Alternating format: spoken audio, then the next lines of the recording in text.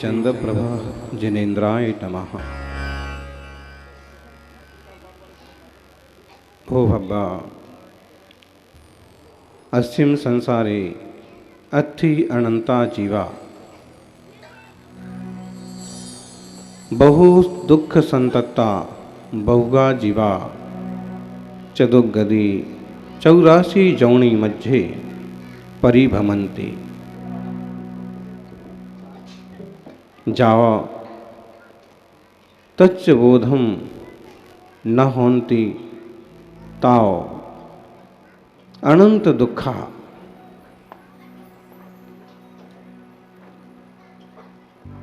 बीतराग जिनेन्द्र भगवान के कहे हुए मार्ग से इस जीव का कल्याण होता है।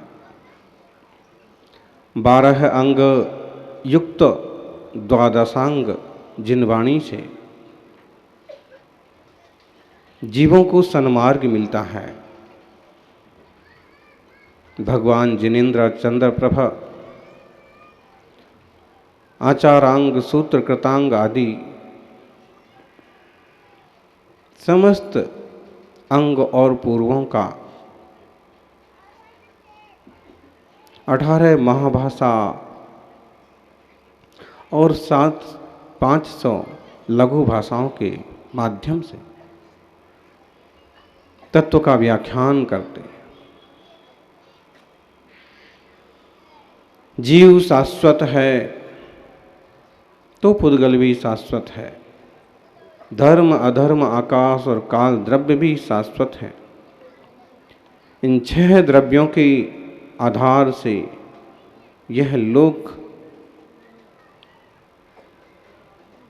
सुव्यवस्थित है। अनंत जीव राशि है। 4 गतियां हैं, देव गति, मनुष्य गति, त्रियंच गति और नरक गति। सौभाग्य है कि 3 गति के जीव समोक्षण में पहुंचते हैं। देवता भी पहुंचे हैं, मनुष्य विराजे हैं और त्रियंच भी अपनी अपनी भाषा में प्रभु की वाणी सुन रहे हैं। नर की किसी भी हालत में किसी तरह का धर्म ध्यान करने के लिए सक्षम नहीं है। कोई सम्यक दृष्टि हो और अपने परिणामों से कुछ धर्म ध्यान रूप भाव बना लें, बस वही कुछ संभव है। वे समोक्षण में नहीं आ सकते। अभव्य मिथ्या दृष्टि भी 12 सभाओं में नहीं पहुंचते। कोई होनहार विरले जीव ही 12 सभाओं में पहुंचते हैं और प्रभु की अमोघ वाणी ऐसे कल्याणकारी होती है कि इसको सुन करके निश्चय से जीव को सन्मार्ग प्राप्त होता है। भव्य जीवों 7 तत्व हैं, जिसमें जानने देखने वाला मैं स्वयं जीव हूँ और मेरे जैसे अनंत जीव हैं। सब अपने अपने में स्वतंत्र परिपूर्ण हैं। दूसरा तत्व अजीव है। जीवा जीवास्त्र वंद संबर नजरा मोक्षास तत्व। अजीव तत्व जिसमें पुद्गल धर्म अधर्म आकाश काल द्रव्य गर्भित हैं। हमें जो कुछ भी जड़ दिखता है, स्पर्श रस गंध वर्ण गुण वाला दिखता है, वो सब पुद्गल द्रव्य है, अजीब है, जड़ है। इस जड़ और चेतन का एक मेघ पना संसार में जीव के लिए दुखदायी हो रहा है। इस जीव ने पुद्गल से मित्रता की है, जड़ से अजीब से दोस्ती कर ली है और इस प्रपंच के कारण से यह हमेशा आश्रव बंध करता रहता है। संबंध रजरा से बहुत दूर रहता है। मोक्ष कभी इसका हो नहीं पाता जब तक कि शाद बादमय सप्त भंगमयी द्वादशांग जिनवाणी का श्रवण ना हो, होनहार अच्छी ना हो, तब तक इसका मोक्ष मार्ग प्रशस्त नहीं होता। हे भव्य जीवो, यह जीव आश्रव बंध निरंतर करता है। काय वांग मनः कर्म योगः, काय वचन और मन के माध्यम से निरंतर कर्म योग बना रहता है। आश्रवः सा आश्रवः, और इनके माध्यम से जो आत्म प्रदेशों में स्पंदन होता है, चंचलता होती है, उससे कर्मों का आश्रव होता है। शुभः पुण्यस्य शुभः पापस्य, मन वचन काय की शुभ प्रवृत्ति होती है तो पुण्य का आश्रव होता है। मन वचन काय की अशुभ प्रवृत्ति होती है तो पाप का आश्रव होता है। मन से खराब सोच रहे हैं, वचन से खोटा बोल रहे हैं, शरीर से उल्टे सुल्टे पाप के काम कर रहे हैं तो निश्चित रूप से एक खोटा आश्रव हो रहा है, खोटी कमाई हो रही है। खोटा आश्रव होता है तो खोटा बंध होता है। मिथ्यात्वाविरति प्रमाद कसा युगा बंध हित्वा, मिथ्या दर्शना विरति प्रमाद कसा युगा बंध हेतवा। जब आश्रव होता है तो मिथ्यात्वाविरति प्रमाद कसाय और योगों के माध्यम से बंध भी होता है, और आश्रव बंध होता है तो उदय में भी कर्म आता है। उदय में आता है तो भोगना भी पड़ता है। कर्म की 10 अवस्थाएं, 10 करण गंभीर संदेश देते हैं। बंध उदय सत्वा, संक्रमण उत्कर्षण, अपकर्षण, उदीर्णा, उपसामना, निधत्ति और निकाचित, ऐसे कर्मों की विभिन्न दशाओं में यह जीव वर्तता रहता है। पुद्गल से, कर्मों से, देह से एक में एक बुद्धि करके यह आश्रव बंध खुद ही करता है, खुद ही भोगता है।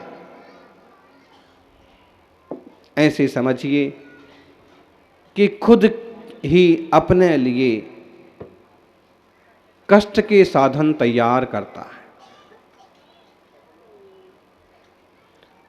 खुद के लिए जैसे यह अज्ञानता से कांटे बोता रहता है, और जब उदय आता है कर्म तो यह दुखी होता है। और कभी सौभाग्य से श्रेष्ठ देवशास्त्र गुरु का सानिध्य मिले और तब यह वस्तु व्यवस्था को समझे तो इसका चित्त प्रभु की भक्ति में लगता है, गुरु की अर्चना में लगता है, सेवा में लगता है, और शुभायतनों के कारण से इसके परिणाम भी शुभ हो जाते हैं। दया के कारण से इसका चित्त शुभ रूप हो जाता है, इसलिए यह शुभाश्रव करने लगता है, शुभ का बंध करता है। शुभाश्रव शुभ बंध का पुण्य रूप जो आय हुई उसका फल भी पुण्य रूप होता है। फिर ये देव पर्याय के चक्रवर्ती आदि के सुख भी भोगता है। जब तक सम्यक दर्शन नहीं होता है तब तक अकेले पुण्य से ये सुख तो पा लेता है, लेकिन मोक्ष मार्ग को प्राप्त नहीं करता है। पुण्य का खाता पूरा होते ही दुर्गति का पात्र भी बन जाता है। इसलिए केवल हमें पुण्य पाप को छोड़कर केवल पुण्य के पीछे नहीं भागना है, अपितु रत्नत्रयात्मक सम्यक दर्शन, सम्यक ज्ञान, सम्यक चारित्र रूप मोक्ष मार्ग को उपलब्ध होने का पुरुषार्थ करना है। हे जीवो, स कसाया कसायो सांप्राये क्रिया पथयो। आश्रव कसाय भावों से होता है, वो सांप्रायिक कहलाता है। और 13वें गुणस्थान वाले प्रभु को भी किंचित क्षणिक आश्रव होता है, तो ईर्यापथाश्रव कहलाता है। इंद्रिय कसाया व्रत क्रिया पंच चतु पंच पंचविंशति संख्या पूर्वस्य भेदः। इंद्रियों के प्रति आकर्षण, कसायों के प्रति अपनापन, अव्रतों के प्रति स्वीकारता का भाव, अव्रतों की तल्लीनता, हिंसा, झूठ, चोरी, कुशील, परिग्रह आदि खोटे परिणामों से यह जीव तीव्र आश्रव करता रहता है, पाप बांधता रहता है। लेकिन कभी कभी ऐसा भी होता है कि वही काम एक व्यक्ति करता है तो कम कर्म का बंध करता है, और वही काम कोई दूसरा करता है तो ज़्यादा कर्म का आश्रव बंध कर लेता है। जैसे कोई व्यक्ति हिंसा कर रहा है, अत्यंत क्रूर परिणाम से, आज तो मैं इसकी जान ले लूँगा, आज मैं इसे ख़त्म कर दूँगा, इसने बहुत दुख दिए हैं और खूब तीव्र परिणाम हैं, एक बार में ही मैं इसे ख़त्म कर दूँगा। ऐसे तीव्र परिणाम का फल तीव्र आश्रव बंध। लेकिन तीव्र मंद भाव है, किसी के मंद भाव हैं कि सामने वाले ने अपराध किया है इसलिए इसे एक लाठी मारना है, और कभी वह लाठी के मारने से मर भी गया तो इसे मारने का पाप नहीं लगेगा, क्योंकि वैसी तीव्रता नहीं थी, और परिणाम बड़े खतरनाक होते हैं। देखिए, एक बिल्ली जब चूहे को पकड़ती है मुंह में तो उसे तो पकड़ती क्या है, पकड़ते ही मार डालती है, खूना खून हो जाता है। लेकिन जब वही बिल्ली अपने बच्चे को, छोटे से बच्चे को इधर से उधर ले जाती है, उसी मुंह से पकड़ती है, लेकिन उसके बच्चे को कोई तकलीफ नहीं होती है। तीव्र परिणाम ये है कि मार डाला, पाप, उसी मुंह से उसी ढंग से अपने बच्चे को पकड़ा, इसमें मंद परिणाम है, मारने का परिणाम नहीं है, इसलिए उसे अत्यंत मंद आश्रय होगा। रोजी रोटी के लिए कोई मछलियां मारता है, कोई खेती करता है, गेहूं बोता है, जौ बोता है, चने बोता है, चावल उगाता है। जो मछली मार रहा है, मुर्गी मार रहा है, रोजी रोटी तो वो भी कमा रहा है, लेकिन उसमें तीव्र परिणाम है। जीव जंतु चीख रहे हैं, चिल्ला रहे हैं, बचने के लिए भाग रहे हैं, फिर भी पकड़ पकड़ के मारे जा रहा है। इस तीव्र परिणाम का फल उसकी दुर्गति सुनिश्चित है।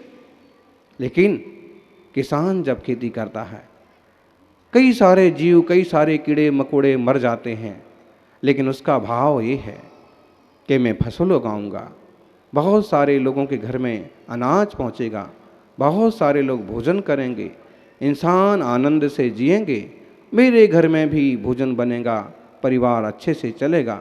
उसके परिणाम मारने काटने के नहीं हैं, इसलिए उसे मंद आश्रय बंध होता, तीव्र मंद।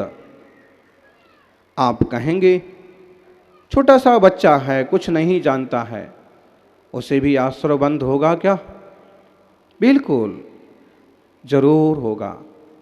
ज्ञात भाव से जान जान करके हम गलती करेंगे तो बड़ी सजा मिलेगी। अज्ञात भाव से नहीं जानते हुए कोई गलती कर देंगे तो शायद छोटी सजा में निपट जाएंगे।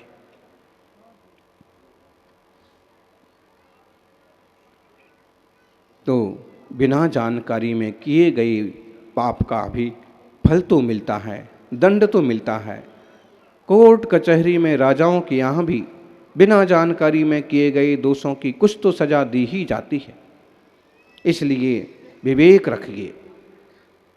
तीव्र मंद ज्ञाता ज्ञात भावाधिकरण वीर विशेष व्यस भाव, तीव्र भाव, मंद भाव, ज्ञात भाव, अज्ञात भाव, वीर विशेष। आप किस शक्ति से, किस तीव्रता से काम कर रहे हैं, उससे फल मिलता।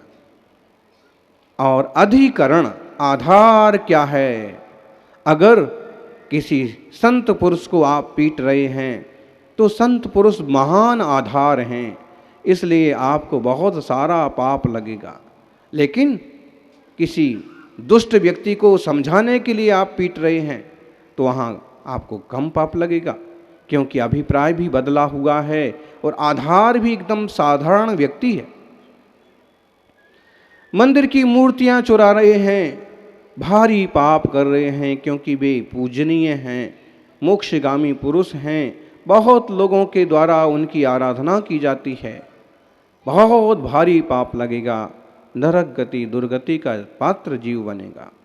और यदि भूख के कारण से कहीं से रोटी चुरा ली है, कहीं से पकौड़ी चुरा ली है, 150 रुपये की कोई वस्तु सिर्फ इसलिए चुरा ली है कि बहुत भूख लगी है, इसलिए उसका आधार और सोच अलग ढंग की है, इसलिए उसको पाप बहुत कम लगेगा। ऐसी बहुत सारी बातें हमारे प्रभु समझा रहे हैं और कह रहे हैं कि हे जीवो सावधानी रखो, आश्रव बंध से बचना है तो परिणामों की संभाल रखो। समझो यह जीव आज 5 इंद्रिय वाला है, जब तक यह 1 इंद्रिय 2 इंद्रिय 3 इंद्रिय 4 इंद्रिय और असंगी की पर्याय में रहा, तब तक तो इसे कुछ पता ही नहीं पड़ता है। चींटी को नहीं मालूम अच्छा क्या है बुरा क्या है। बहुत सारे पंछी हैं, कीड़े मकोड़े हैं, उन्हें कुछ मालूम नहीं पड़ता है। लेकिन हम सौभाग्यशाली हैं, हम देख भी सकते हैं, सुन भी सकते हैं, समझ भी सकते हैं, हमारे पास मन भी है। स्पर्शन रसन ग्रहण चक्षु कर्ण सारी इंद्रियां हैं और हम जिनवाणी सुन सकते हैं। आश्रव बंध से बचने के लिए संबर निर्जरा का मार्ग समझ सकते हैं। 5 व्रतों को धारण करेंगे, मन वचन काय को बस में करेंगे, पापों का त्याग करेंगे, दया भाव और आपसी प्रेम भाव बढ़ाएंगे तो हमारी आत्मा का भला होगा। आत्मा स्वरूप का संवेदन करेंगे और 3 गुप्तिमय दशा को स्वीकार करेंगे तो संभर निर्जरा के द्वार खुल जाएंगे। तपस्या करेंगे, वीतराग विज्ञानता के बल पर निज स्वरूप को निखारेंगे तो कर्मों की निर्जरा होगी। और जब कर्मों का संभर निर्जरा होगा, कर्म झड़ जाएंगे, खत्म हो जाएंगे तो यह जीव शुद्ध हो जाएगा, बुद्ध हो जाएगा, मुक्त हो जाएगा और मोक्ष दशा को उपलब्ध हो जाएगा।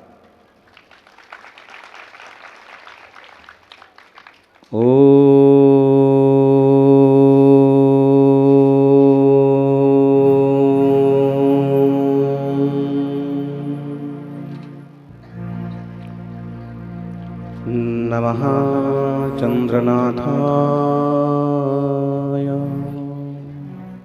चंद्र प्रभु भगवान की जय।